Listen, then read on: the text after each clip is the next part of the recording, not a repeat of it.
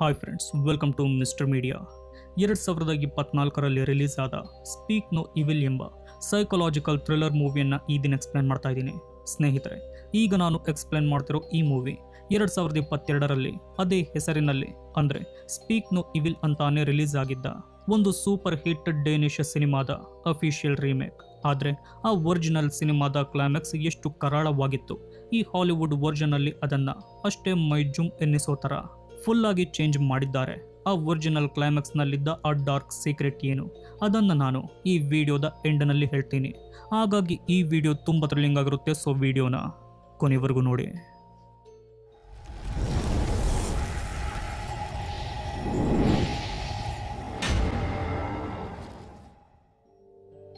ಮೂವಿಯ ಮೊದಲ ಸೀನ್ ಶುರುವಾಗೋದು ಇಟಲಿಯ ಒಂದು ರಿಮೋಟ್ ಏರಿಯಾದಲ್ಲಿ.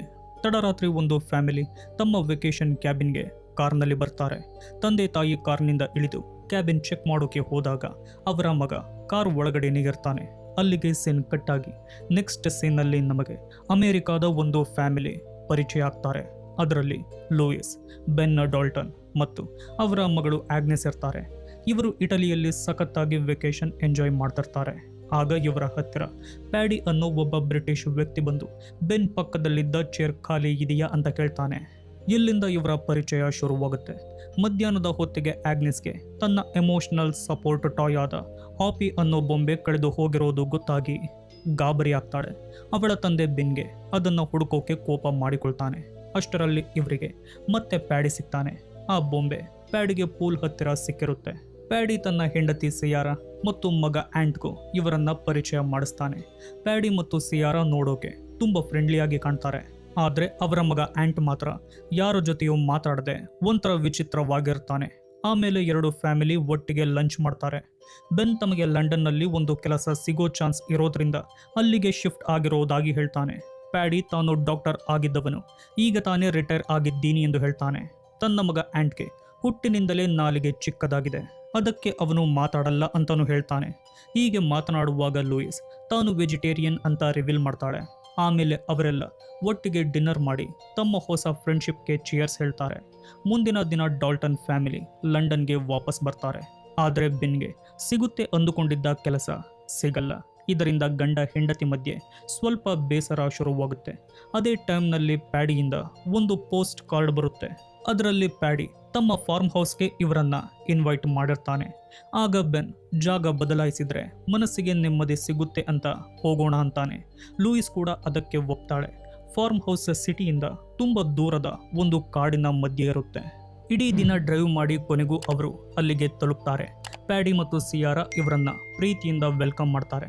ಆಗ್ನೆಸ್ ಆಂಟ್ ಹತ್ತಿರ ಮಾತಾಡೋಕೆ ಹೋದಾಗ ಅವನು ಅವಳನ್ನ ಇಗ್ನೋರ್ ಮಾಡ್ತಾನೆ. ಅದಕ್ಕೆ ಸಿಯಾರಾ ಅವನು ಸ್ವಲ್ಪ ಶೈ ಅಂತಾಳೆ. ಡಿನ್ನರ್ ಟೈಮ್ನಲ್ಲಿ ಪ್ಯಾಡಿ ತನ್ನ ಫಾರ್ಮ್ನಲ್ಲೇ ರೆಡಿ ಮಾಡಿದ ಗೂಸ್ ಮೀಟ್ ತರ್ತಾನೆ. ಲೂಯಿಸ್ ವೆಜಿಟೇರಿಯನ್ ಅಂತ ಗೊತ್ತಿದ್ರೂ ಪ್ಯಾಡಿ ಮೊದಲು ಅವಳಿಗೆ ಅದನ್ನು ತಿನ್ಸೋಕೆ ಬರ್ತಾನೆ. ಅವಳು ಬೇಡ ಅನ್ನಲಾಗದೆ ತಿಂದು ಚೆನ್ನಾಗಿದೆ ಅಂತ ಸುಳ್ಳು ಹೇಳಿ ಆಮೇಲೆ ಯಾರಿಗೂ ತಿಳಿಯದ ಹಾಗೆ ಅದನ್ನು ಬಿಸಾಕ್ತಾಳೆ. ಡಿನ್ನರ್ ಆದಮೇಲೆ ಬೆನ್ ಕಸ ಹಾಕೋಕೆ ಹೊರಗಡೆ ಹೋದಾಗ ಆಂಟ್ ಅಲ್ಲಿಗೆ ಬರ್ತಾನೆ. ಅವನು ಏನೋ ಹೇಳೋಕೆ ಟ್ರೈ ಮಾಡ್ತಾನೆ, ಆದರೆ ಮಾತು ಬಾರದೆ ಒದ್ದಾಡೋದನ್ನು ನೋಡಿ ಬೆನ್ಗೆ ಬೇಜಾರಾಗುತ್ತೆ. ಹಾಗೆಯೇ ಅರ್ಥ ಕೂಡ ಆಗೋದಿಲ್ಲ. ಅಷ್ಟರಲ್ಲಿ ಪ್ಯಾಡಿ ಅಲ್ಲಿಗೆ ಬಂದು ಅವರನ್ನು ಡಿಸ್ಟರ್ಬ್ ಮಾಡ್ತಾನೆ. ಆಮೇಲೆ ಬೆನ್ ಮತ್ತು ಲೂಯಿಸ್ ರೂಮ್ಗೆ ಹೋದಾಗ ಲೂಯಿಸ್ಗೆ ಮಾಂಸ ತಿಂದಿದ್ದು ನೆನಪಿಸಿಕೊಂಡು ಅನ್ಈಸಿ ಫೀಲ್ ಆಗ್ತಿರುತ್ತೆ. ಅಷ್ಟರಲ್ಲಿ ಅವರು ಬೆಡ್ ಮೇಲೆ ಒಣಗಿರೋ ರಕ್ತದ ಕಲೆಗಳನ್ನು ನೋಡ್ತಾರೆ. ಆಗ ಬೆನ್ ಇದು ಹಳ್ಳಿ ವಾತಾವರಣ, ಇವೆಲ್ಲ ಕಾಮನ್ ಅಂತ ಸಮಾಧಾನ ಮಾಡ್ತಾನೆ. ಆದರೆ ಒಬ್ಬ ಡಾಕ್ಟರ್ನ ಮನೆ ಈ ರೀತಿ ಇದೆಯಲ್ಲ ಅಂತ ಲೂಯಿಸ್ಗೆ ಡೌಟ್ ಬರುತ್ತೆ. ಅದಕ್ಕೆ ಬೆನ್ ಇದು ಅಮೆರಿಕ ಅಲ್ಲ, ಇಲ್ಲಿನ ಜನ ಬೇರೆ ಥರ ಇರ್ತಾರೆ ಅಂತಾನೆ. ಮುಂದಿನ ದಿನ ಎಲ್ಲರೂ ಕಾಡಿಗೆ ಹೈಕಿಂಗ್ ಆಗಿ ಹೋಗ್ತಾರೆ. ಅಲ್ಲಿ ಒಂದು ಜೋಕಾಲಿ ಇರುತ್ತೆ. ಆಗ್ನೆಸ್ ಆಡೋಕೆ ಹೋದಾಗ ಆಂಟ್ ಅಡ್ಡ ಬರ್ತಾನೆ. ಲೂಯಿಸ್ ಅವನಿಗೆ ಪಕ್ಕಕ್ಕೆ ಹೋಗು ಅಂತ ಹೇಳಿದ್ರು ಅವನು ಕೇಳಲ್ಲ. ಆಗ ಪ್ಯಾಡಿ ಬಂದು ಆಂಟ್ನನ್ನು ತುಂಬ ಅಗ್ರೆಸಿವ್ ಆಗಿ ಎಳೆದಾಡ್ತಾನೆ. ಇದನ್ನು ನೋಡಿ ಡಾಲ್ಟನ್ ದಂಪತಿಗೆ ಶಾಕ್ ಆಗುತ್ತೆ. ಫಾರ್ಮ್ ಹೌಸ್ಗೆ ವಾಪಸ್ ಬಂದ ಮೇಲೆ ಲೂಯಿಸ್ಗೆ ಅಲ್ಲಿರೋಕೆ ಇಷ್ಟ ಇರಲ್ಲ, ಹೊರಡೋಣ ಅಂತ ಹೇಳ್ತಾಳೆ. ಅಷ್ಟರಲ್ಲಿ ಸಿಯಾರಾ ಬಂದು ಹತ್ತಿರದ ರೆಸ್ಟೋರೆಂಟ್ಗೆ ಡಿನ್ನರ್ಗೆ ಇನ್ವೈಟ್ ಮಾಡ್ತಾಳೆ. ಆದರೆ ಈ ಡಿನ್ನರ್ ಬರೀ ಅಡಲ್ಟ್ಸ್ಗೆ ಮಾತ್ರ ಅಂತ ಹೇಳ್ತಾರೆ. ಮಕ್ಕಳನ್ನು ನೋಡಿಕೊಳ್ಳೋಕೆ ಸಿರಿಯಾದ ಒಬ್ಬ ಟೀಚರ್ನ ಹೈರ್ ಮಾಡಿರ್ತಾರೆ. ಲೂಯಿಸ್ಗೆ ಸ್ಟ್ರೇಂಜರ್ಸನ್ನು ನಂಬೋಕೆ ಕಷ್ಟ ಆದರೂ ಪ್ಯಾಡಿ ಅವನು ತುಂಬ ಒಳ್ಳೆಯವನು ಅಂತ ನಂಬಿಸ್ತಾನೆ. ರೆಸ್ಟೋರೆಂಟ್ಗೆ ಹೋದಾಗ ಅಲ್ಲಿ ಇವರು ಮಾತ್ರ ಇರ್ತಾರೆ. ಇತ್ತ ಫಾರ್ಮ್ ಹೌಸ್ನಲ್ಲಿ ಮಕ್ಕಳು ಹೈಡ್ ಅಂಡ್ ಸೀಕ್ ಆಡ್ತಿರುವಾಗ ಆಂಟ್ ಆಗ್ನೆಸ್ನ ಪ್ಯಾಡಿ ರೂಮ್ಗೆ ಕರ್ಕೊಂಡು ಹೋಗ್ತಾನೆ. ಅಲ್ಲಿ ಒಂದು ಡ್ರಾಯರ್ ಓಪನ್ ಮಾಡಿ ತುಂಬ ವಾಚ್ಗಳಿರೋದನ್ನು ತೋರಿಸ್ತಾನೆ. ಅದರಲ್ಲೊಂದು ಡೇನಿಷ್ ಭಾಷೆಯ ಬರಹ ಇರೋ ವಾಚ್ ತೋರಿಸಿ ಏನು ಹೇಳೋಕೆ ಟ್ರೈ ಮಾಡ್ತಾನೆ. ಆದರೆ ಆಗ್ನೆಸ್ಗೆ ಅದು ಅರ್ಥ ಆಗಲ್ಲ. ಇತ್ತ ರೆಸ್ಟೋರೆಂಟ್ನಲ್ಲಿ ಪ್ಯಾಡಿ ಮತ್ತು ಸಿಯಾರಾ ತಮ್ಮ ಬಿಹೇವಿಯರಿಂದ ಡಾಲ್ಟನ್ ದಂಪತಿಗೆ ಸ್ವಲ್ಪ ಮುಜುಗರ ಉಂಟು ಮಾಡ್ತಾರೆ. ಅಷ್ಟೇ ಅಲ್ಲ, ಕೊನೆಯಲ್ಲಿ ಬಿಲ್ ಕಟ್ಟದೆ ಪ್ಯಾಡಿ ಮತ್ತು ಸಿಯಾರಾ ಕಾರ್ ಹತ್ತಿ ಹೊರಟು ಬಿಡ್ತಾರೆ. ಬೆನ್ ಮತ್ತು ಲೂಯಿಸ್ ತಾವೇ ಬಿಲ್ ಕಟ್ಟಿ ಮನೆಗೆ ಬರ್ತಾರೆ. ಸ್ನೇಹಿತರೆ, ಇಲ್ಲಿಂದ ಕತೆ ಇನ್ನೂ ವಿಚಿತ್ರ ಆಗ್ತಾ ಹೋಗುತ್ತೆ. ಮನೆಗೆ ಬಂದ ಮೇಲೆ ಆಂಟ್ ತನ್ನ ಮೈ ಮೇಲಿರೋ ಗಾಯದ ಕಲೆಗಳನ್ನು ಆಗ್ನೆಸ್ಗೆ ತೋರಿಸ್ತಾನೆ. ಆದರೆ ಅಷ್ಟರಲ್ಲಿ ಸಿಯಾರಾ ಡೋರ್ ಓಪನ್ ಮಾಡೋದ್ರಿಂದ ಮಲಗಿರೋ ಹಾಗೆ ನಟಿಸ್ತಾರೆ. ತಡರಾತ್ರಿ ಲೂಯಿಸ್ ಎದ್ದು ಮಗಳನ್ನು ನೋಡೋಕೆ ಹೋದಾಗ ಆಗ್ನೆಸ್ ಮತ್ತು ಆಂಟ್ ಇಬ್ಬರು ಬೆಡ್ ಮೇಲೆ ಇರಲ್ಲ. ಗಾಬರಿಯಾಗಿ ಪ್ಯಾಡಿ ರೂಮ್ ಚೆಕ್ ಮಾಡಿದ್ರೆ ಅಲ್ಲಿ ಅರೆಬೆತ್ತಲೆಯಾಗಿ ಮಲಗಿರೋ ಪ್ಯಾಡಿ ಮತ್ತು ಸಿಯಾರಾ ಮಧ್ಯೆ ಇಬ್ಬರು ಮಕ್ಕಳು ಮಲಗಿರ್ತಾರೆ. ಇದನ್ನು ನೋಡಿ ಲೂಯಿಸ್ಗೆ ಅಸಹ್ಯ ಆಗುತ್ತೆ. ತಕ್ಷಣ ತನ್ನ ಮಗಳನ್ನ ಕರ್ಕೊಂಡು ಬಂದು ಬೆನ್ನನ್ನು ಎಬ್ಬಿಸಿ ವಿಷಯ ಹೇಳ್ತಾಳೆ. ಇವರು ಯಾರಿಗೂ ತಿಳಿಯದ ಹಾಗೆ ತಕ್ಷಣ ಕಾರ್ ಹತ್ತಿ ಹೊರಡ್ತಾರೆ. ಆದರೆ ದಾರಿಯಲ್ಲಿ ಆಗ್ನೆಸ್ ತನ್ನ ಗೊಂಬೆ ಹಾಪಿಯನ್ನ ಅಲ್ಲೇ ಮರೆತು ಬಂದಿರೋದು ಗೊತ್ತಾಗಿ ಪ್ಯಾನಿಕ್ ಆಗ್ತಾಳೆ. ಬೆನ್ ಬೇರೆ ದಾರಿ ಇಲ್ಲದೆ ಮತ್ತೆ ಫಾರ್ಮ್ ಹೌಸ್ಗೆ ಕಾರ್ ತಿರುಗಿಸ್ತಾನೆ. ಇವರು ವಾಪಸ್ ಹೋದಾಗ ಪ್ಯಾಡಿ ಮತ್ತು ಸಿಯಾರಾ ಆಗ್ಲೇ ಎದ್ದಿರ್ತಾರೆ. ಹೇಳದೆ ಕೇಳದೆ ಹೊರಟಿದ್ದಕ್ಕೆ ಅವರು ಬೇಜಾರು ಮಾಡಿಕೊಂಡಿರ್ತಾರೆ. ಆಗ ಲೂಯಿಸ್ ನಿನ್ನೆ ರಾತ್ರಿ ಮಕ್ಕಳು ಅವರ ರೂಮ್ನಲ್ಲಿ ಮಲಗಿದ್ದನ್ನು ನೋಡಿ ಕಂಫರ್ಟಬಲ್ ಇರಲಿಲ್ಲ ಅಂತ ನೇರವಾಗಿ ಹೇಳ್ತಾಳೆ. ಅದಕ್ಕೆ ಸಿಯಾರಾ, ನನಗೆ ಒಬ್ಬಳು ಮಗಳಿದ್ಲು, ಅವಳನ್ನ ಕಳೆದುಕೊಂಡಾಗಿನಿಂದ ಈ ಥರ ಚೇಂಜ್ ಆಗಿದ್ದೀನಿ ಎಂದು ಸುಳ್ಳು ಕತೆ ಕಟ್ಟಿ ಇವರನ್ನ ನಂಬಿಸ್ತಾಳೆ. ಅವಳ ಮಾತನ್ನ ಕೇಳಿ ಬೆನ್ ಈಗಲೇ ಹೋಗೋದು ಬೇಡ ಅಂದಿದ್ದಕ್ಕೆ ಅವರು ಇನ್ನೊಂದಷ್ಟು ದಿನ ಇರಲು ಒಪ್ತಾರೆ. ಮಧ್ಯಾಹ್ನ ಮಕ್ಕಳು ಗಾರ್ಡನ್ನಲ್ಲಿ ಪೇಂಟಿಂಗ್ ಮಾಡ್ತಿರುವಾಗ ಆಂಟ್ ಒಂದು ಪೇಪರ್ ಮೇಲೆ ಏನೋ ಬರೆದು ಆಗ್ನೆಸ್ಗೆ ತೋರಿಸ್ತಾನೆ. ಆದರೆ ಅವಳಿಗೆ ಅರ್ಥ ಆಗೋದೇ ಇಲ್ಲ. ಅಷ್ಟರಲ್ಲಿ ಅಲ್ಲಿಗೆ ಸಿಯಾರಾ ಬರೋದನ್ನು ನೋಡಿ ಆಂಟ್ ಆ ಪೇಪರನ್ನು ನುಂಗಿಬಿಡ್ತಾನೆ. ಆಗ್ನೆಸ್ ಈ ವಿಷಯವನ್ನ ಲೂಯಿಸ್ಗೆ ಹೇಳಿ ಅವನು ಏನೋ ಹೇಳೋಕೆ ಪ್ರಯತ್ನ ಪಡ್ತಿದ್ದಾನೆ ಎಂದು ಹೇಳ್ತಾಳೆ. ಆದರೆ ಲೂಯಿಸ್ ಅದನ್ನ ಲೈಟ್ ಆಗಿ ತಗೋತಾಳೆ. ಲಂಚ್ ಆದ್ಮೇಲೆ ಮಕ್ಕಳು ತಾವು ಪ್ರಾಕ್ಟೀಸ್ ಮಾಡಿದ ಡ್ಯಾನ್ಸ್ ತೋರಿಸ್ತಾರೆ. ಪ್ಯಾಡಿ ಆಂಟ್ ಸರಿಯಾಗಿ ಡ್ಯಾನ್ಸ್ ಮಾಡ್ತಿಲ್ಲ ಅಂತ ಎಲ್ಲರ ಮುಂದೆ ಅವನಿಗೆ ಹೊಡಿತಾನೆ. ಆಂಟ್ ಅಳೋಕೆ ಶುರು ಮಾಡ್ತಾನೆ. ಇದನ್ನು ನೋಡಿ ಲೂಯಿಸ್ಗೆ ಸಹಿಸೋಕೆ ಆಗಲ್ಲ. ತಕ್ಷಣ ಹೊರಡೋಣ ಅಂತಾಳೆ. ಆದರೆ ಬೆನ್ ಇಬ್ಬರು ಸ್ವಲ್ಪ ಕುಡಿದಿದ್ದೀವಿ, ಆಮೇಲೆ ಹೋಗೋಣ ಅಂತ ತಡ ಮಾಡ್ತಾನೆ. ಪ್ಯಾಡಿ ರೂಮ್ನಲ್ಲಿ ಮಲಗಿದ್ದಾಗ ಆಂಟ್ ಮೆಲ್ಲನೆ ಬಂದು ಅವನ ಜೇಬ್ನಿಂದ ಕೀಗಳನ್ನು ಕದಿತಾನೆ. ಆಂಟ್ ಆಗ್ನೆಸ್ನನ್ನ ಯಾರಿಗೂ ಗೊತ್ತಾಗದ ಹಾಗೆ ಒಂದು ಬೇಸ್ಮೆಂಟ್ ಇರೋ ಜಾಗಕ್ಕೆ ಕರ್ಕೊಂಡು ಹೋಗ್ತಾನೆ. ಆ ಕೀಗಳಿಂದ ಬೇಸ್ಮೆಂಟ್ ಬಾಗಿಲು ಓಪನ್ ಮಾಡ್ತಾನೆ. ಅಲ್ಲಿ ಜನರ ಲಗೇಜ್ಗಳು, ಬಟ್ಟೆಗಳು, ವೆಕೇಷನ್ಗೆ ತರೋ ಎಲ್ಲ ತರಹದ ವಸ್ತುಗಳು ರಾಶಿ ರಾಶಿ ತುಂಬಿರುತ್ತೆ. ಆಂಟ್ ಒಂದು ಫೋಟೋ ಆಲ್ಬಮ್ ತೆಗೆದು ಆಗ್ನೆಸ್ಗೆ ತೋರಿಸ್ತಾನೆ. ಅದರಲ್ಲಿ ಪ್ಯಾಡಿ ಮತ್ತು ಸಿಯಾರಾ ಬೇರೆ ಬೇರೆ ಫ್ಯಾಮಿಲಿಗಳ ಜೊತೆ ಫೋಟೋ ತೆಗೆಸಿಕೊಂಡಿರ್ತಾರೆ. ಆದರೆ ಪ್ರತಿ ಫೋಟೋದಲ್ಲೂ ಇರೋ ಮಕ್ಕಳು ಬದಲಾಗಿರ್ತಾರೆ. ಕೊನೆಗೆ ಆಂಟ್ ತನ್ನ ಅಸಲಿ ಫ್ಯಾಮಿಲಿ ಫೋಟೋ ತೋರಿಸ್ತಾನೆ. ಅದರಲ್ಲಿ ಅವನು ನಾಲಿಗೆ ಹೊರಗೆ ಹಾಕಿ ನಗ್ತಿರ್ತಾನೆ. ಸನ್ನೆಗಳ ಮೂಲಕ ಆಂಟ್ ಆಗ್ನೆಸ್ಗೆ ಆ ಸೈಕೋಗಳು ತನ್ನ ನಾಲಿಗೆಯನ್ನ ಕತ್ತರಿಸಿದ್ದಾರೆ ಎಂದು ಹೇಳ್ತಾನೆ. ಅಷ್ಟೇ ಅಲ್ಲ, ಈಗ ಮುಂದಿನ ಟಾರ್ಗೆಟ್ ನೀನು ಮತ್ತು ನಿನ್ನ ಫ್ಯಾಮಿಲಿ ಅನ್ನೋದನ್ನ ಸನ್ನೆ ಮಾಡ್ತಾನೆ. ಅದನ್ನ ಸರಿಯಾಗಿ ಅರ್ಥ ಮಾಡಿಕೊಂಡ ಆಗ್ನೆಸ್ ಗಾಬರಿಯಿಂದ ತನ್ನ ಫೋನಲ್ಲಿ ಆ ಎಲ್ಲ ಫ್ಯಾಮಿಲಿ ಫೋಟೋಗಳನ್ನು ಕ್ಲಿಕ್ ಮಾಡ್ಕೊತಾಳೆ. ಆಮೇಲೆ ಅವರು ಯಾರಿಗೂ ತಿಳಿಯದ ಹಾಗೆ ಹೊರಗೆ ಬರ್ತಾರೆ. ಆಂಟ್ ಪ್ಯಾಡಿ ರೂಮ್ಗೆ ಹೋಗಿ ಕೀಗಳನ್ನು ಅದೆಲ್ಲಿತ್ತೋ ಆ ಜಾಗಕ್ಕೆ ಹಾಕ್ತಾನೆ. ಇತ್ತ ಆಗ್ನೆಸ್ ಸರಿಯಾಗಿ ಸಮಯ ನೋಡಿಕೊಂಡು ಆ ಫೋಟೋಗಳನ್ನು ಲೂಯಿಸ್ಗೆ ತೋರಿಸ್ತಾಳೆ. ಲೂಯಿಸ್ ಅದನ್ನ ನೋಡಿ ಹೆದರಿ ನಡುಗಿ ಹೋಗ್ತಾಳೆ. ಅವಳು ಬೆನ್ನನ್ನು ಒಳಗಡೆ ಕರೆದು ವಿಷಯ ಹೇಳ್ತಾಳೆ. ಬೆನ್ಗೂ ಸಖತ್ತು ಶಾಕ್ ಆಗುತ್ತೆ. ಮೂವರು ನಾರ್ಮಲ್ ಆಗಿ ಇರೋಕೆ ಡಿಸೈಡ್ ಮಾಡ್ತಾರೆ. ಆಗ್ನೆಸ್ಗೆ ಅಲ್ಲಿ ಒಂದು ಬಾಕ್ಸ್ ಕಟರ್ ಸಿಗುತ್ತೆ. ಅದನ್ನು ಅವಳು ಸೆಲ್ಫ್ ಡಿಫೆನ್ಸ್ಗೆ ಇಟ್ಕೊತಾಳೆ. ಒಂದು ನೆಪ ಹೇಳಿ ಅಲ್ಲಿಂದ ಹೊರಡೋಕೆ ರೆಡಿ ಆಗ್ತಾರೆ. ಪ್ಯಾಡಿ ಮತ್ತು ಸಿಯಾರಾ ಕೂಡ ಸರಿ ಹೋಗಿ ಅಂತಾರೆ. ಆದರೆ ಅವರು ಹೊರಗೆ ಬಂದು ನೋಡಿದ್ರೆ ಕಾರ್ ಟೈರ್ಗಳನ್ನು ಪಂಚರ್ ಮಾಡಿರ್ತಾರೆ. ಪ್ಯಾಡಿ ತಾನೇ ಅದನ್ನು ರಿಪೇರಿ ಮಾಡಿಕೊಡ್ತೀನಿ ಅಂತ ನಾಟಕ ಆಡ್ತಾನೆ. ಟೈರ್ ಚೇಂಜ್ ಆದಮೇಲೆ ಪ್ಯಾಡಿ ಆಗ್ನೆಸ್ಗೆ ನಿನ್ನ ಗೊಂಬೆಯನ್ನು ಮರ್ತೋದ ನೋಡು ಅಂತ ರೂಫ್ ಟಾಪನ್ನು ತೋರಿಸ್ತಾನೆ. ಬೆನ್ ಏಣಿ ಹತ್ತಿ ಆ ಗೊಂಬೆಯನ್ನು ತರ್ತಾನೆ. ಆದರೆ ಆ ಗೊಂಬೆಯನ್ನು ಪೂರ್ತಿ ಹರಿದು ಹಾಕಲಾಗಿರುತ್ತೆ. ಆದರೂ ಅವರು ಅಲ್ಲಿಂದ ಹೇಗೋ ಕಾರ್ ಹತ್ತಿ ಹೊರಡ್ತಾರೆ. ದಾರಿಯಲ್ಲಿ ಆಂಟ್ ಬಗ್ಗೆ ಏನು ಮಾಡೋದು ಅಂತ ಆಗ್ನೆಸ್ ಯೋಚನೆ ಮಾಡ್ತಿರುವಾಗ ಲೂಯಿಸ್ ನಾವು ಹೊರಗೆ ಹೋಗಿ ಅವನಿಗೆ ಸಹಾಯ ಮಾಡೋಣ ಅಂತಾಳೆ. ಸ್ನೇಹಿತರೆ, ಇಲ್ಲಿಂದ ಕತೆ ಅತಿ ಭಯಾನಕ ಮತ್ತು ರೋಚಕ ಹಂತಕ್ಕೆ ತಲುಪುತ್ತೆ. ಪ್ಯಾಡಿ ಇವರ ಕಾರ್ ಹಿಂದೆನೇ ಬಂದು ಆಂಟ್ನನ್ನ ಒಂದು ವಾಟರ್ ಪಾಂಡ್ಗೆ ತಳ್ಳಿಬಿಡ್ತಾನೆ. ಆಂಟ್ಗೆ ಈಜಾಡೋಕೆ ಬರಲ್ಲ. ಅವನು ನೀರಿನಲ್ಲಿ ಒದ್ದಾಡೋಕೆ ಶುರು ಮಾಡ್ತಾನೆ. ಬೆನ್ ಕಾರ್ನಿಂದ ಇಳಿದು ಹೋಗಿ ಪ್ರಾಣದ ಹಂಗು ತೊರೆದು ಆಂಟ್ನನ್ನ ಕಾಪಾಡ್ತಾನೆ. ಆದರೆ ಇವರು ದಡಕ್ಕೆ ಬರುವಷ್ಟರಲ್ಲಿ ಪ್ಯಾಡಿ ಇಡೀ ಫ್ಯಾಮಿಲಿಗೆ ಗನ್ ಪಾಯಿಂಟ್ ಮಾಡಿರ್ತಾನೆ.